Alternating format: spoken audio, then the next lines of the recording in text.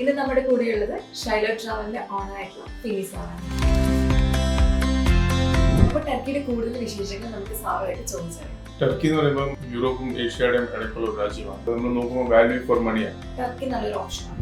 ടർക്കിയുടെ airfare ആയാലും ഒരു reasonable rate ആയിട്ട് അവിടെ നല്ല ബക്ലവ അവിടെയാണ് ബക്ലവ തുടങ്ങി.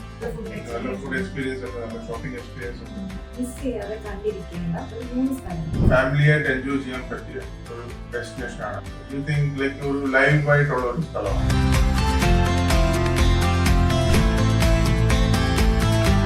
ഇന്ന് നമ്മൾ സംസാരിക്കാൻ പോകുന്നത് ഒരുപാട് പേരുടെ ഡ്രീം ഡെസ്റ്റിനേഷൻ ആയ ടർക്കിയെ പറ്റിയിട്ടാണ്. സർ, ഇപ്പോൾ ടർക്കി ഒരു ട്രെൻഡിങ് ഡെസ്റ്റിനേഷനായി മാറിക്കൊണ്ടിരിക്കുകയാണ്. അതിനുള്ള റീസൺ എന്താണ്? ടർക്കി എന്ന് പറയുമ്പം യൂറോപ്പും ഏഷ്യയുടെയും ഇടയ്ക്കുള്ള ഒരു രാജ്യമാണ്.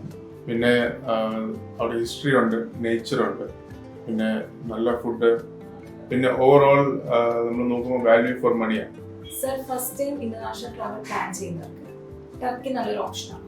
ഫസ്റ്റ് ടൈം ഇന്റർനാഷണൽ ട്രാവൽ ചെയ്യുന്നവർക്ക് ടർക്കി നല്ലൊരു ഓപ്ഷൻ എന്ന് പറയുമ്പോൾ ഇപ്പോൾ യു എസ് നിന്നാണെങ്കിൽ ഫ്ലൈറ്റ്സ് മിക്കവാറുള്ള എല്ലാ സ്റ്റേറ്റിൽ നിന്നും സിറ്റിയിൽ നിന്നൊക്കെ ഫ്ലൈറ്റ്സ് ഉണ്ട്.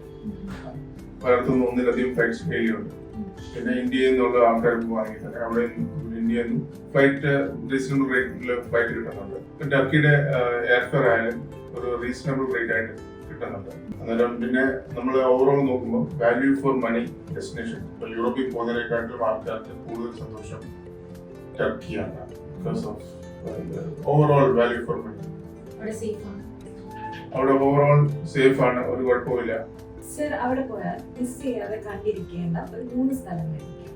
നമ്മൾ ചെല്ലുന്നതുകൊണ്ട് ഇസ്താംബുളിലാണ് പോകുന്നത്. ഇസ്താംബുളിൽ കാണണം, കണ്ടിരിക്കുന്ന സ്ഥലമാണ്. പിന്നെ കപ്പഡോക്കിയ ഉണ്ട്, കപ്പഡോക്കിയ, പിന്നെ പാമുക്കല്. ഈ 3 സ്ഥലം ചെന്ന കണ്ടിരിക്കും. ഈ ഇസ്താംബുളിനെ പറ്റി കുറച്ചും കൂടി ഡീറ്റെയിൽ ആയിട്ട് പറയണം. അവിടുത്തെ എക്സ്പീരിയൻസ് എങ്ങനെയാണ്? ഇസ്താംബുൾ എന്ന് പറയുമ്പോൾ ഇസ്താംബുളില് ഭയങ്കര ലൈവാണ്. ലോട്ട് ഓഫ് ഹിസ്റ്ററി ഉണ്ട്. ഹാഗിയ സോഫിയ മോസ്ക് ഉണ്ട്, പിന്നെ ഗ്രാൻഡ് ബസാർ ഉണ്ട്. നമ്മൾ ബോസ്ഫറസ് ക്രൂസ് ഉണ്ട്. ബോസ്ഫറസ് ക്രൂസിൽ ഏഷ്യ ആൻഡ് യൂറോപ്പ് അതിൻ്റെ ഇടയ്ക്ക് നമ്മൾ റിവറിലാണ് ബോസ്ഫറസ് നമ്മൾ ക്രൂസ് ചെയ്യുന്നത്. പിന്നെ ഷോപ്പിംഗ്, ലോട്ട് ഓഫ് ഷോപ്പിംഗ് ഉണ്ട്. പിന്നെ ഇപ്പം ഫുഡ് ആയാലും അവിടെ നല്ല ബക്ലവ അവിടെയാണ് ബക്ലവ തുടങ്ങി. പിന്നെ കബാബ്, അങ്ങനെ നല്ല ഫുഡ് ഉണ്ട്, നല്ല ഫുഡ് എക്സ്പീരിയൻസ് ഉണ്ട്, നല്ല ഷോപ്പിംഗ് എക്സ്പീരിയൻസ് ഉണ്ട്. ഇപ്പൊ ഞാനായാലും ടർക്കിയില് ഒരു 4 പ്രാവശ്യം പോയിട്ടുണ്ട്. പിന്നെ എൻ്റെ ഷോപ്പിംഗ് ഇപ്പം വീട്ടിലായാലും സെറാമിക്സ് എല്ലാം ടർക്കിയിൽ നിന്നാണ് വാങ്ങിക്കുന്നത്. പിന്നെ എൻ്റെ മോസ്റ്റ് ഓഫ് ദ ക്ലോത്ത്സ്, ഏറ്റവും നല്ല ക്ലോത്ത്സ് എല്ലാം ടർക്കിയിൽ നിന്നാണ്. Compared to US, I think much cheaper ആണ്. സാറിന് അവിടെ ചെന്ന ശേഷം അവിടുത്തെ ഏറ്റവും ഫേവറേറ്റ് ഫുഡ് ഏതാണ്? ഫേവറേറ്റ് ഫുഡ് എന്ന് പറയുമ്പോൾ ഏറ്റവും മെയിൻ ആയിട്ട് നല്ല കബാബ് കിട്ടും. പിന്നെ ഡോണർ കബാബ് കിട്ടും, ഷവർമ പോലെയുള്ള അതുണ്ട്. പിന്നെ സ്വീറ്റ്സ് ആണെങ്കിൽ തന്നെ അവിടെ ബക്ലവ, പിന്നെ അവിടെ പ്രത്യേക തരം സ്വീറ്റ്സുകൾ പലതുണ്ട്. കുനാഫ അവിടെ ഡിഫറെന്റ് ആയിട്ട് ഉണ്ടായിരുന്നു. അങ്ങനെ ഫുഡ് ഒരു മെയിൻ സംഭവമാണ്. പ്ലസ് അത് much cheaper compare to other countries. അതാണ് വാല്യൂ ഫോർ മണി എന്ന് പറഞ്ഞതിന്റെ കാരണം. കമ്പയർ ടു മറ്റേ കൺട്രിയൊക്കെ വെച്ച് നോക്കും ഇത് കുറച്ചുകൂടെ ചീപ്പറാണ്. സർ, കപ്പഡോക്കിയയിലെ ഹോട്ട് എയർ ബലൂൺ അത് ഭയങ്കര ഫേമസ് ആണല്ലോ. അത് ഇത്രയും പൈസക്ക് വർത്താണ്? അത് hot air balloon once in a life time experience ചെയ്യേണ്ടത്. അത് എക്സ്പീരിയൻസ് ചെയ്യേണ്ടി ഞാൻ പറഞ്ഞിട്ട് ലോകത്തിലെ ഐ തിങ്ക് കപ്പഡോക്കിയയിൽ അത് ചെയ്തിരിക്കേണ്ട ഒരു സംഭവം. അത്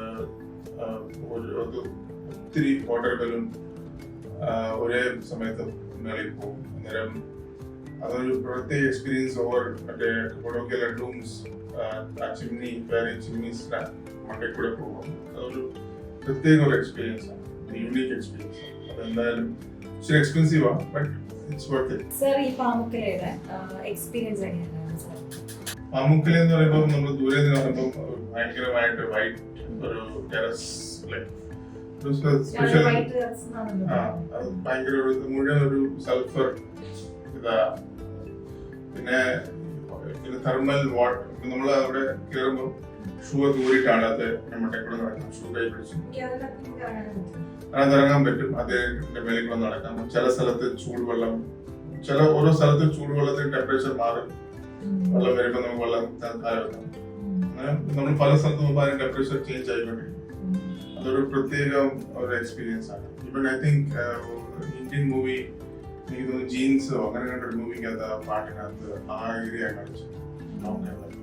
സർ, ഹിസ്റ്ററി അറിയാൻ താല്പര്യമില്ലാത്തവർക്കും ഈ FSS പോലെയുള്ള സ്ഥലങ്ങൾ എൻജോയ് ചെയ്യാൻ പറ്റും.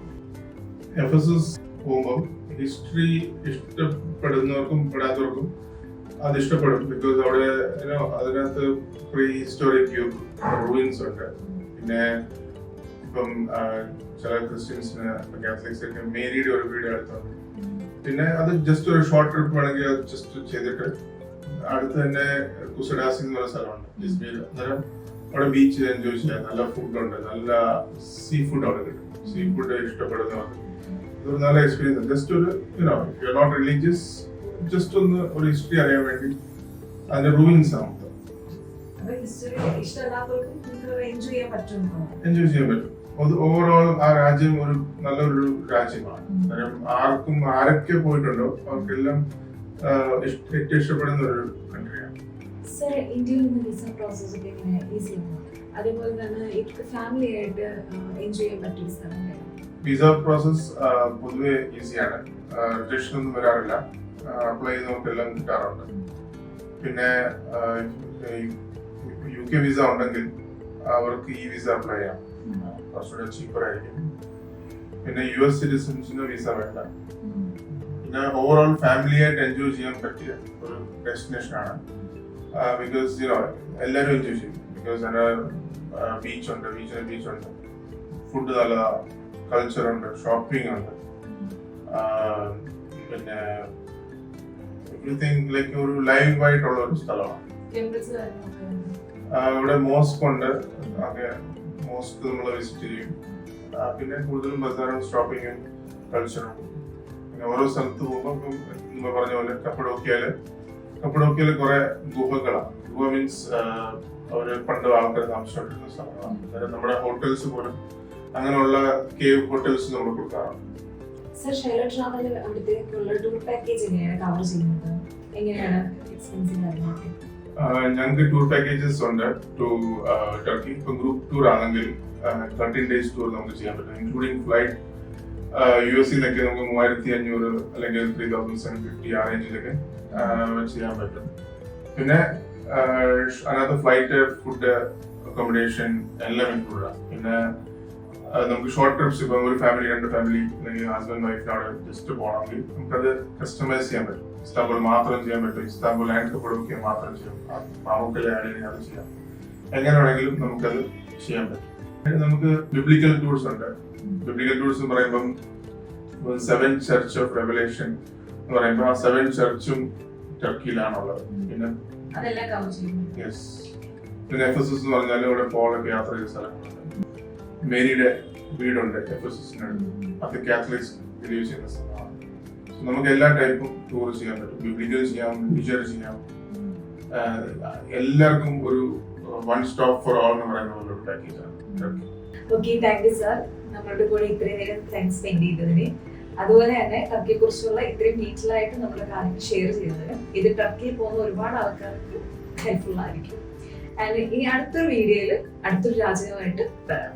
Okay, by.